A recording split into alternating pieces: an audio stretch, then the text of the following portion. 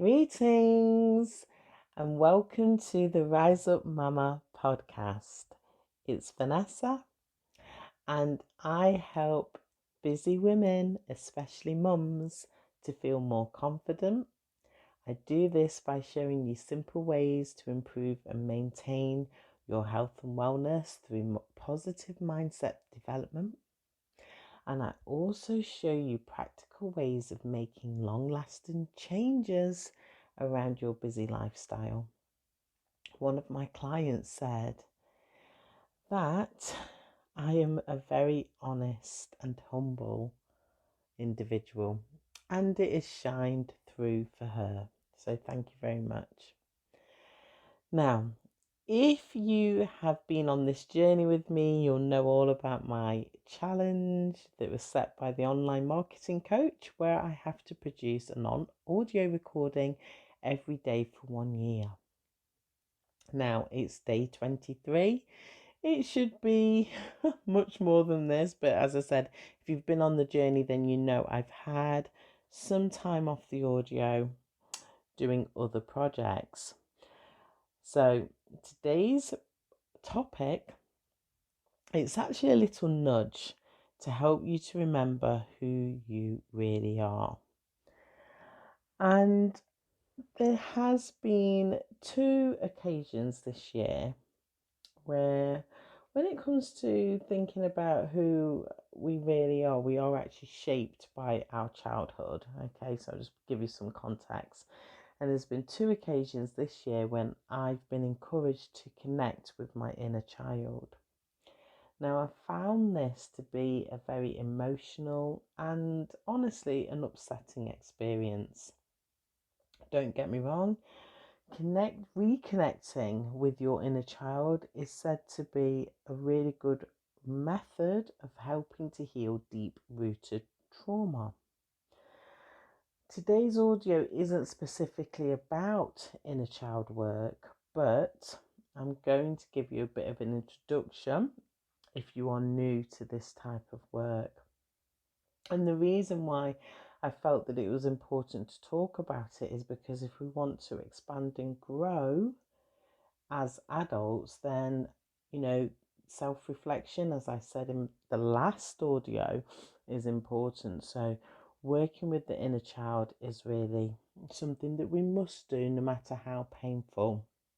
Now, in my own experience, I had trauma from birth due to early separation from my mother, which through no fault of her own, but there was abandonment within that relationship. I also experienced emotional and physical abuse and sexual molestation. Okay, so this is why, as you can appreciate, working with the inner child, even though it's been in very safe environments, it hasn't been easy for me to do. Facing these memories and emotions from my childhood has been something I've avoided up until now. And again, part of remembering who I am, I just want to tell you that I didn't start deliberately, or didn't set out, should I say, deliberately to work on my inner child work. I am working with a theta healer, and our original connection was I wanted to release self-sabotaging patterns of behavior that I know are holding me back in terms of my coaching practice. I'm wanting to grow a community of women where I can empower and support, but I have self-sabotaging patterns. I needed to get to the bottom of this. Now, as we were starting to work with each other, we did a session on the inner child, and also I'm doing some training which is more around spiritual awakening on the metaphysical side, where again one of the sessions was about the inner child. So it's not something that I've actually been looking for, but as part of my own shadow work, which is part of when you're going through a spiritual awakening, you have to do shadow work and it's something that's come up. What I'll also say is that, as you know, if you've listened to my audio recently, you'll know that I'm working with my angelic realm, and Archangel Haniel has been with me, and Archangel Haniel represents grooming hidden talents and helping to polish your skills. So, if I'm wanting to progress, which I'm sure you're wanting to progress in your life, sometimes we do have to look at things that, like I said, maybe you've been wanting to avoid. Okay, so moving on. And my slideshow has frozen up on me, actually. So, one moment there. Okay.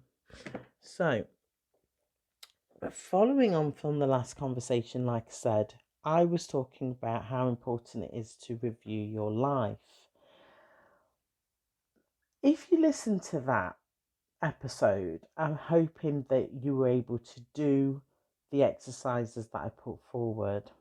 If you haven't listened to it, then maybe, pause this episode and go back and listen to that. That would have been literally the day 22 would be in this series. So here's a question. How are you feeling about your life? So honestly, how are you feeling about your life? This is a conversation between you and I. How are you feeling about your life?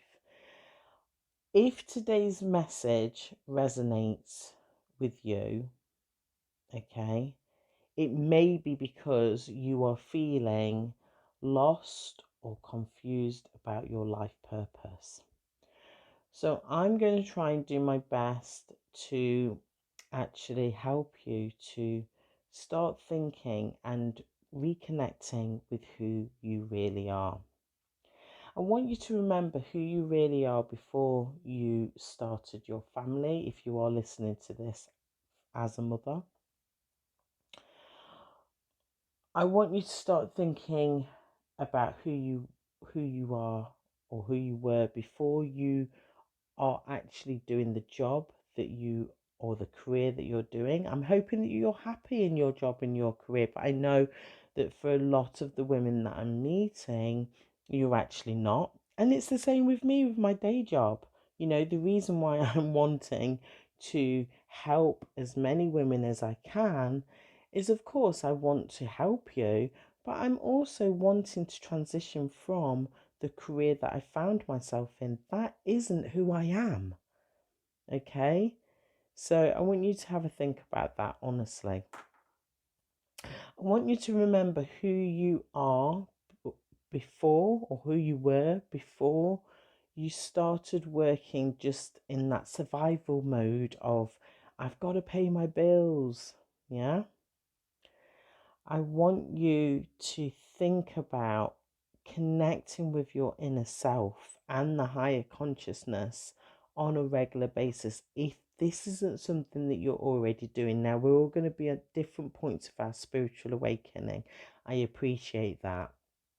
But if this type of conversation is new to you, then try and do your best to feel comfortable sitting alone in solitude, either in a meditation, or I speak about journaling a lot. You can actually do something like journaling, or just sit in silence, just be comfortable being with your own thoughts. To really connect with who you are, I'm personally feeling we need to start moving not completely away from technology. Of course, technology is part of our life. I'm using technology to record this episode. But think about how our life was when we weren't having so much technology and gadgets and things like that. So, even if you're doing things like going for walks in nature, just leave the phone at home. Yeah? I mean, I'm guilty of this, not necessarily the phone, but the Fitbit, for example. I've just done a step challenge, but really, I don't need to wear my Fitbit all the time. I know roughly how many steps I will achieve from the places that I tend to walk. So try and let go of the technology. That will bring us back to our true natural self. Another thing that you have to consider is the self-talk. Your internal dialogue is influenced by your subconscious mind. And this is where your thoughts, your beliefs, and your questions and ideas are actually going around. And the self talk can be negative and positive. And both ways, it can actually affect your mental health.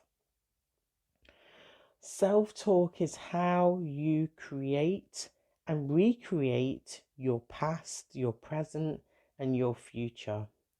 But as I said in the last episode, what is important is the now. The past and the future are figments of your imagination. So, again, by remembering who you are, it's about connecting with yourself in the present moment.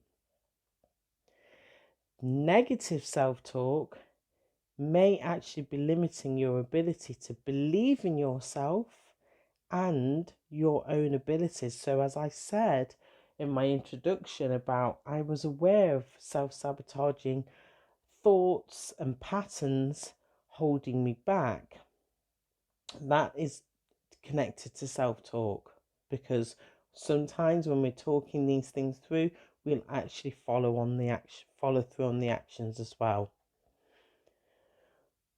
Now, if you are going to connect with who you are, you've got to have a vision of your future self. So, yes, it is a figment of your imagination, but you can use your time in solitude to sit quietly and really use your imagination. So you can imagine the places and the situations that you need to leave behind, because in terms of your soul evolvement, there are certain situations and people in your life that will no longer be serving you in terms of your higher self. And in doing so, you have to start imagining the future that you want to experience. In this particular case, I would encourage you to use your intuition. So this is about how you feel, okay? And we use our intuition in different aspects as well. So you could literally have visions. You could literally have like auditory, where you're thinking, actually I know that thought or that voice didn't necessarily come from me. That's all part of your intuition. It's not saying you're going mad or anything like that. But use your intuition and trust the process. So this is trusting in yourself, having faith that the vision you are holding for your future self is the future that you will be stepping into. This is working with the law of attraction, which is a law of the physical universe, and it's always in action. So it's a little bit like the self-talk. If you're thinking and you're kind of meditating and envisioning bad things to happen, then the law of attraction is going to deliver. If you're doing it on the opposite, for good things to happen, then the law of attraction will deliver. And with the law of attraction, this is where people can get confused, because it's not necessarily an instant manifestation. And this is about your emotional scale, and it's about your vibration and your frequency. Sometimes you are not a vibrational match to the thoughts that you're putting out there. So in your visioning, you may have really big ideas of, who you want to be, the type of house you want to live in, the car that you want to drive. But again, going back to the self-talk, going back to the emotions, going back to even the inner child, if you haven't healed those wounds, which means that the emotions haven't been dealt with, you will not be on the right vibrational frequency to be able to receive the desires that you've put out there which are working with the law of attraction. It's not to say that you're not never going to receive them. It means that there's some cleaning up in your vibrational escrow, as Abraham Hicks would describe. So this is our vibrational field that's all around us, our energy, then our energy field. We have to clean that up. So I don't want to get too deep because that's more going on the metaphysical side, but that's really where I'm coming from with that. But essentially, it's all about who you are, what you actually want for your life. And these may be, like I said, things that you have put off because of self-doubt, lack of belief, lack of encouragement, lack of confidence. Okay. So just to finish up, I want to take you back to where I started. Overcoming painful, overcoming, I believe I had never said I've overcome them. I'm overcoming painful childhood experiences has helped me to connect with my life purpose, which is doing this, being with you right now. This is my life purpose. Okay, I know it, I feel it, I believe it. It's all I think about. Okay. My mission is to be of service to others, especially women, to support, to encourage, to empower, to nurture, and to celebrate you. But it means that I have to reconnect with who I really am, because along the way, life, okay, different circumstances, different events, different experiences, things can get cloudy and you can forget who you really are. I mean, part of who I really am is actually dance and movement. And I don't even know if I've shared this with you in another audio, I may have, but I know that as I develop my community, that I will be able to offer a service. I've got it in my mind, again, going back to that imagination of where I will be really leading you and working with you in dance and movement, because that's part of who I am as well. Okay, so I want you to think about this in your own life, and also the inner work, which I've already touched on, and it does involve many different aspects, but it's really important because connecting with your true you, it means that there's so many layers of social programming, social conditioning, other people's values, other people's stories that you have to let go of to find out, well, who am I? Okay. So I'm going to leave it there for this evening. And in doing so, I would love to see you take me up on my offer, which is it's called a clarity call. The clarity call literally takes 60 minutes. There's a little bit of work that we do together before the call. But again, it's helping you to connect with what you really want. And in doing so, I will be able to tell you how I can work with you if you want me to work with you. In fact, I offer you a 14-day free trial. So why wouldn't you want to work with me?